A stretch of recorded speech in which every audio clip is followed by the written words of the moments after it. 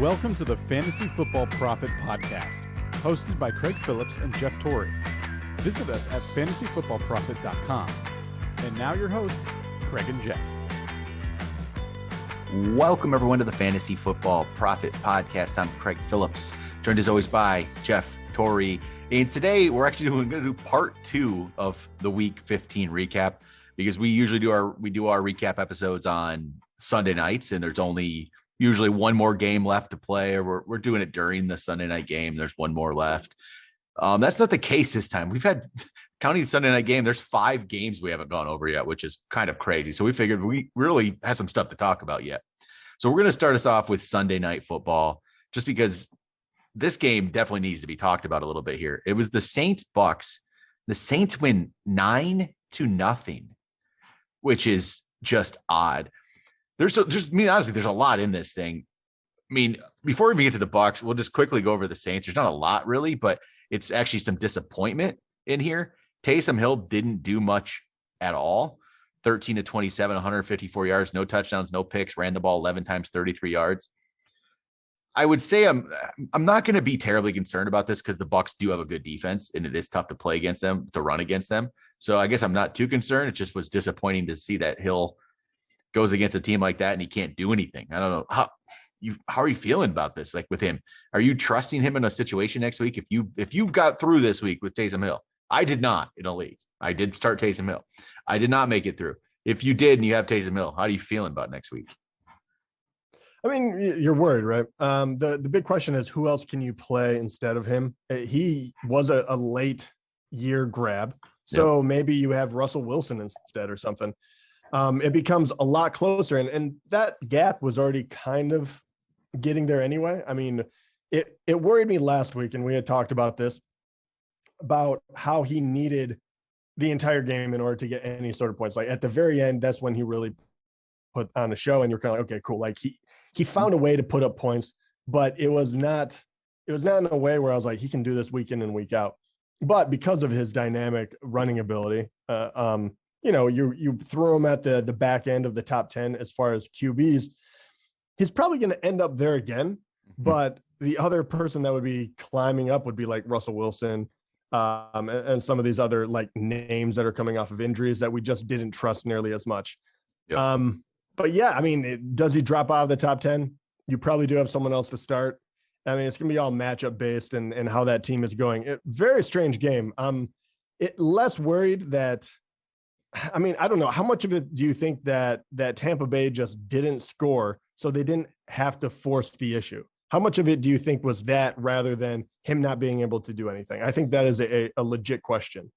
It could be part of it. It's something like you brought up Russell Wilson. We'll talk about that game in a little bit, but that would have, Taysom Hill would have been the start over Russell Wilson this week, which is crazy. Yeah, that's true.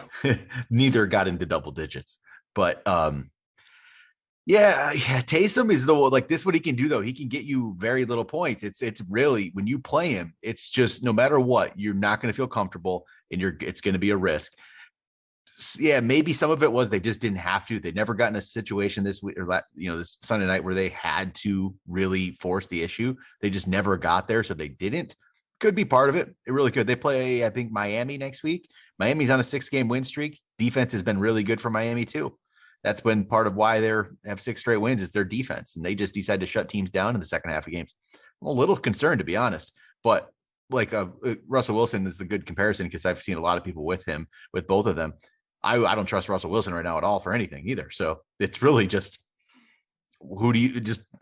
Yeah, I mean, in take your shot. Yeah, you do, and I mean, the truth is, we do love Taysom's running ability, and they won, so he's going to be the starter again. And once again, very, very strange game.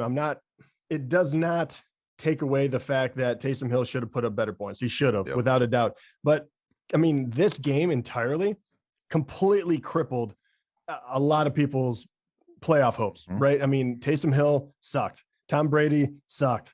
Alvin Kamara, 31 total yards. Sucked. Fournette, Gronkowski, Godwin, name anyone else on the Bucs that we're starting. Now with Mike the Bucs, Evans. we say with Kamara, 31 total yards, just a complete bust for this week. And then Bucs, Fournette, 34 yards, goes out with an injury. He's going on IR.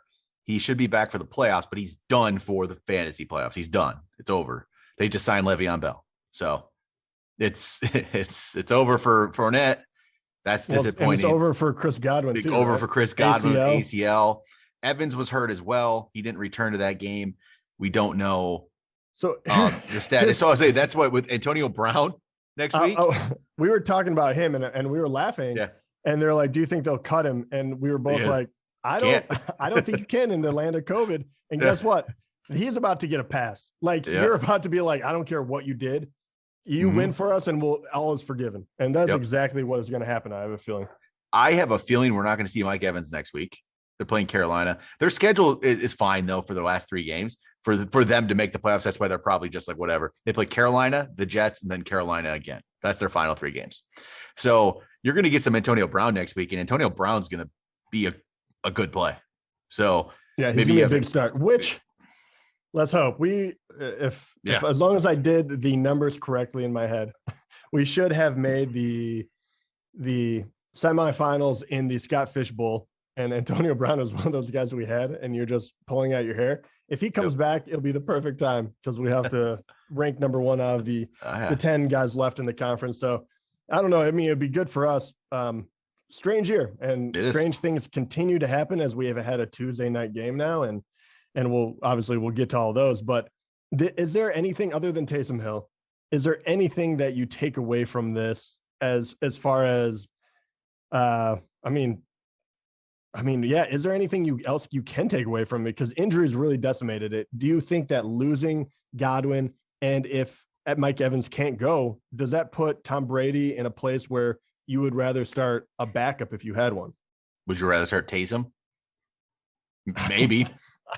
I don't know. I see. If I'm not going to be Brown starts, as long as he has one of those guys and Gronk, you're right. I still like Brady. I'm still good with Brady. If he doesn't have Antonio Brown, then you're kind of like, oh, that's close. He'll have Antonio Brown. He'll shoot. I'm going to be okay with starting him. Another player to look at if waiver wire. It's just, man, this year is just this. I mean, it's probably like this most years, but it's just, man, everything is just injuries. COVID is just killing this end of season. Now, Ronald Jones, he's a big pickup for you. Like, go pick up Ronald Jones. It's just a crazy end of the year. But all right, how about let's skip down. Let's go to the Monday night games. We had 2 Monday night games, which is crazy. 2 Monday night games, 2 Tuesday night games. Let's go Raiders Browns. None of these games are scoring points either. This was just a rough week with scoring. This one, Raiders win 16-14 on a last second field goal. Not much offense in this one again. Man, I'm telling you, I think the NFL made a mistake at adding an extra game. The football's getting worse at the end of the year. Yeah, I was gonna say, who wants to watch shitty football? It's bad. It's been bad. Like, it just has not been good football. So Raiders win 16-14. Carr threw for 236, touchdown, a pick. Josh Jacobs, 15 carries, 52 yards. That's about what he does. Zay Jones led the way with 6 for 67. Foster Moreau, 7 for 65. Brian Edwards caught a touch. Think about this with freaking gambling, man. So I had Brian Edwards in a parlay. You had to have over 9.5 yards, right? Over 9.5. That's all he needed. But think about this. He caught an 8-yard pass, and he caught like a 5-yard touchdown. He caught an 8-yard pass, caught a 5-yard touchdown, and he still ends up with 8 yards because he must have been -5 on the other one. That's too fun, man. Oh, too funny. But Raiders, just not much here. Even Hunter Renfrow, who's been solid, we've been liking what we've seen from Hunter Renfrow, only 3 for 32 in this one. Just the way this game went, not much there. Yeah, and then both of these teams are 500 now. I don't know what happened to Cleveland. Well, Cleveland in this one starting their 3rd stringer. Yeah, I mean, Nick Mullins was in there. But still, you have Nick Chubb. You think that this would be heavily favor the Browns. You can ground and pound. Nick Chubb had a good game, 23 carries for 91 yards and a touchdown, 1 catch for 2 yards on top of that. They just, this team has not been able to get the passing game going, and it's really hurting them, even though they're very efficient as far as rushing the ball. Donovan Peoples-Jones, 4 for 48, led the way. Harrison Bryant caught the lone touchdown. So, what can you do with it?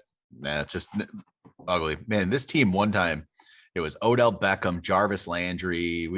This Nick Chubb, Kareem Hunt, Baker Mayfield, and now we're having Nick Mullins and Donovan Peoples-Jones. So, yeah, I know. Let's talk about some more ugly football. Vikings Bears, the other Monday night game, 17-9 Vikings. This is an ugly week, man. 17-9 Vikings. Kirk Cousins wins the game with 87 yards passing. He did throw for 2 touchdowns. He had 2 touchdowns, 87 yards, 12 for 24, 87 yards, 2 touchdowns. Touchdowns went to Justin Jefferson and Smith Marset there. Jefferson was 4 for 47. Cook, 28 carries. They had the lead and they didn't have to throw the ball. That's what happened. They ran the ball 28 times with Dalvin Cook, and he has 89 yards off those 28 carries. Only 3.2 yards per carry. He caught 2 balls for 2 yards. So he had 91 total yards. It's not a great day, but you know what? It's fine. It's not fine. It's just you wish you had a touchdown or 2. It's just that's a lot of volume, but only 91 yards out of it. So that part's disappointing. You play, Kirk Cousins, he saved you with 2 touchdowns, but 87 yards is brutal. But the Vikings, again, it's the way this game went. They did not have to do anything. And if you don't have to do anything, why would you do anything, right? The Bears are just, there's no way Matt Nagy makes it to next year, obviously. This guy's getting fired. He'll be fired right away on that Monday after the season. There's no doubt in my mind. Just this Bears team is bad. And so Justin Fields goes 26-39. He had 285, a touchdown, literal last play of the game. Complete garbage. The biggest garbage time you could get. And it's a touchdown to what was his name? Horsted, I believe. Jesper Horsted caught a touchdown there, right? At the end. 1 catch, 19 yards, 1 touchdown. David Montgomery, 18 carries, 60 yards. Cole Kmet, 6 for 71, led the way. Darnell Mooney, 5 for 63. Yeah, just an ugly game. Ugly. Yeah, it was, man. It's such a weird time to play playoffs because it is feast or famine. So many of these games were so bad that not only are you get decimated and you could know that you're out of it, but also to watch these games and you're kind of like, at least, man, let me like get a little bit enjoyment out of it. Nothing. Like you're not coming anywhere close. So if you had the wrong players in for this week, you will lose. And it was like the worst watching experience as well. It was really, really bad. So it's just a good thing that I didn't even make the playoffs in our main league because it was, pull this up. I actually set a lineup. I just said an actual lineup. I put actual guys in there that I would have played. And I ended up with 51 points. That's too good. It was I had to play I put Justin Fields in because I didn't have quarterback, but Najee Harris 2.6, Stevenson 4, McLaurin 5.1, Pittman 0.7, Evans 1.4, Gronk 2.9, Penny 4.4. Just ugly. All right. 2 games tonight. Seahawks Rams win 20-10. Just again, no offense really here for the most part. A little bit of offense, but not a lot of offense. Rams get the win. Stafford 21-29, 244, 2 touchdowns, a pick. So solid game for him. I guess the one player who just continues to produce, it's just Cooper Kupp. The dude is ridiculous. It doesn't matter what happens. 9 for 136 and 2 touchdowns. So this stat just came through. I got a notification on my phone here from ESPN. This is PPR scoring, but Cooper Kupp has 23.7 more points than any other wide receiver in history through 14 games in PPR. Wow. It is the best. It's the most points through 14 games in the history of the NFL in PPR scoring. Just insane. What is he doing? He just set the Rams record today for most receptions in a season. Beat Isaac Bruce's record when he has holy cow. Yeah. He just passed Isaac Bruce, and you know how good those offenses were. Oh, unbelievable. Greatest show on turf. Man, Cooper Kupp is just he's ridiculous. Yeah. It's crazy. He's otherworldly this year. And man, him and Stafford are going to be really, really fun to watch. Yeah, I think the surprising one in here was the fact that no one else did anything. No, Kupp was phenomenal. But Van Jefferson has been doing well. Yeah. He was only 2 for 23. Yeah, Odell was 1 for 7, and that was like a first drive right away, and then nothing after that. And to be fair, once again, they, and it wasn't like they were leading the whole way. What was it, 3-3 going into halftime? So and then like they were pulling back. Seahawks took a 10-3 lead, I believe, after half. I believe they scored first and took the lead. But yeah, Yeah.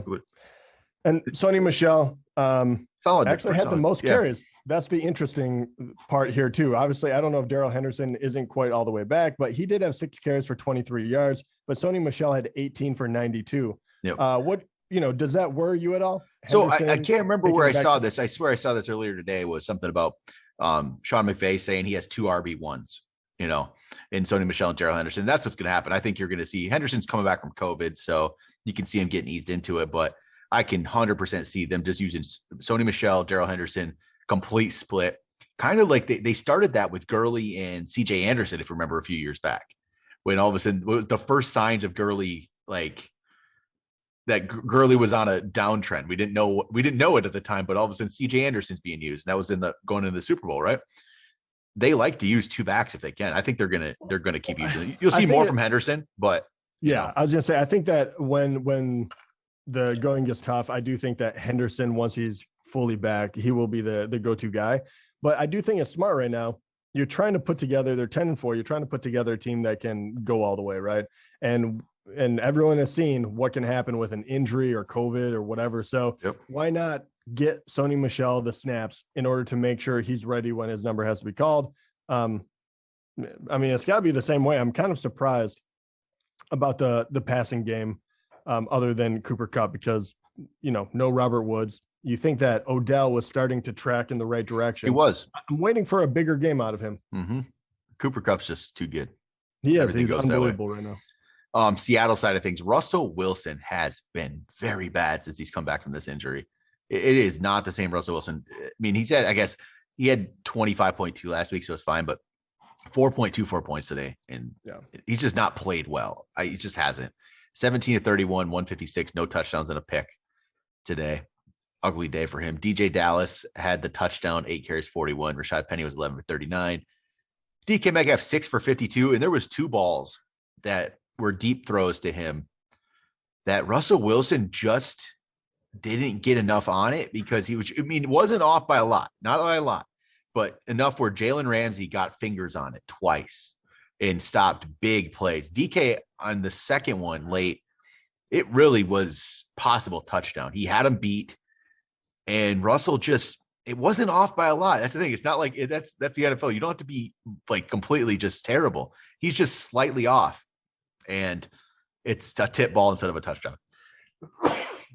And that could be part of coming back from the finger injury. That could be part of that. So just could have been big there, but it's not. An ugly day for Seattle. All right. One last game, the other Monday night game, or the Tuesday night game tonight, was Eagles versus Washington. Washington down to, what do you call it? Their 4th string quarterback, if you actually want to call it that, because it's Ryan Fitzpatrick, then Taylor Heineke, then Kyle Allen, now Garrett Gilbert, their 4th stringer today. Garrett Gilbert gets the start. Eagles there behind Hurts. Hurts was 20 for 26, 296, a touchdown, a pick, but he ran 2 in, which is what you expect from Jalen Hurts. But how about Miles Sanders? 18 carries, 131 yards.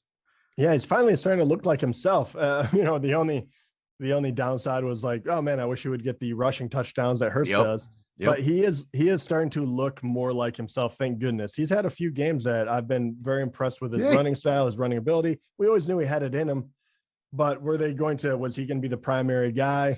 And even during this, look, he had 18 carries, but Jordan Howard had 15, and neither of them did. Jordan Howard did fine too, 15 for 69, which is 4.5 yards per carry. Yeah. But Miles Sanders just had, a couple longer ones. Sanders has been good since he's come back from injury. He really has been. Today's 18 for 131. The last game was 24 carries, 120 yards, 9 for 64 before that. Not a lot of volume, but that's 7.1 yards per carry. And then the first game he came back from injury, 16 carries, 94 yards. He's been, even yards per carry, he's been 5.9, 7.1, 5.0, 7.3 since he came back. The only problem is, again, no touchdowns. Jalen Hurts gets those. That's the downside, but I really like what I've seen from Miles Sanders. It's been very good.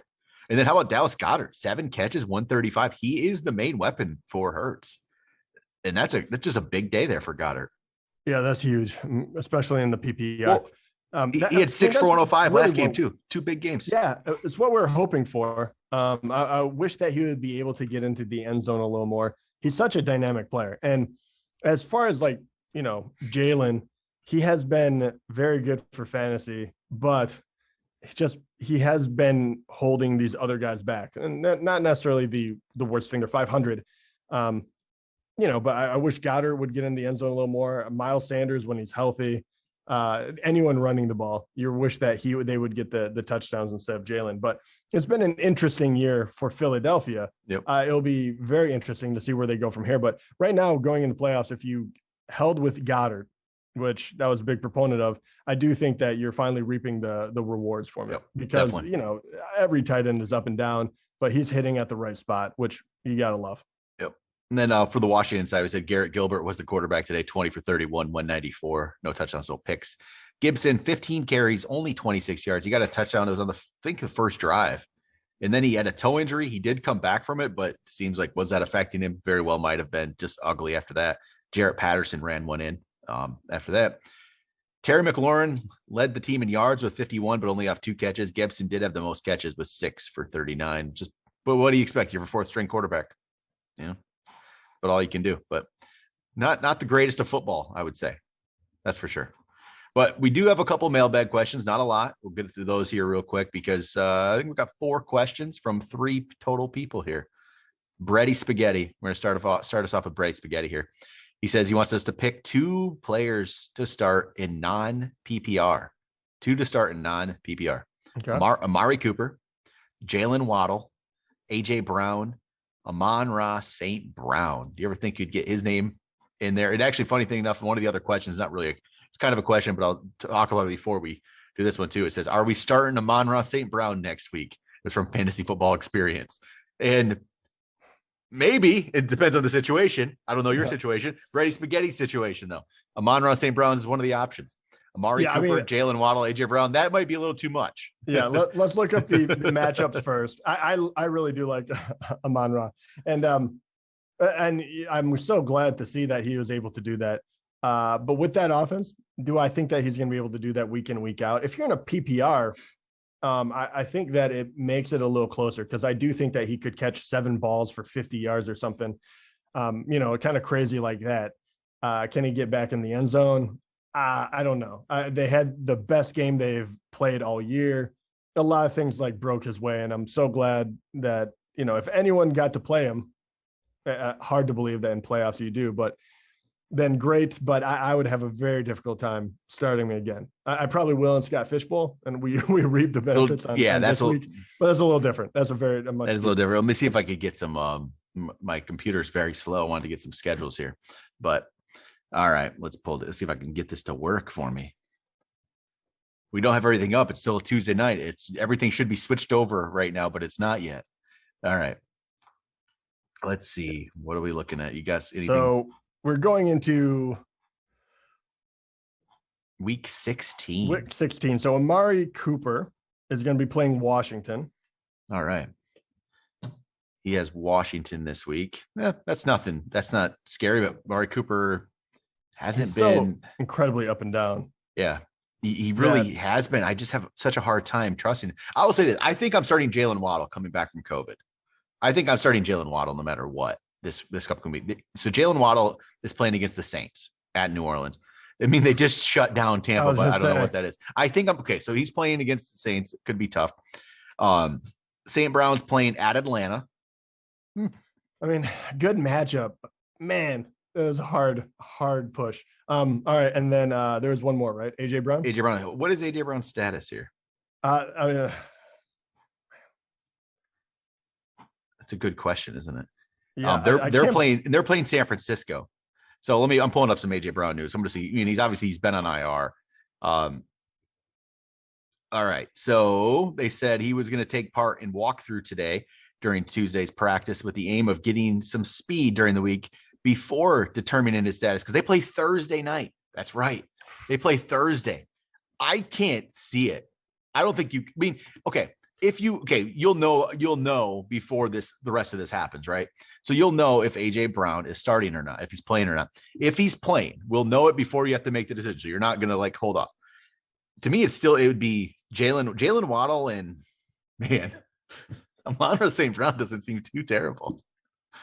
I know he really does.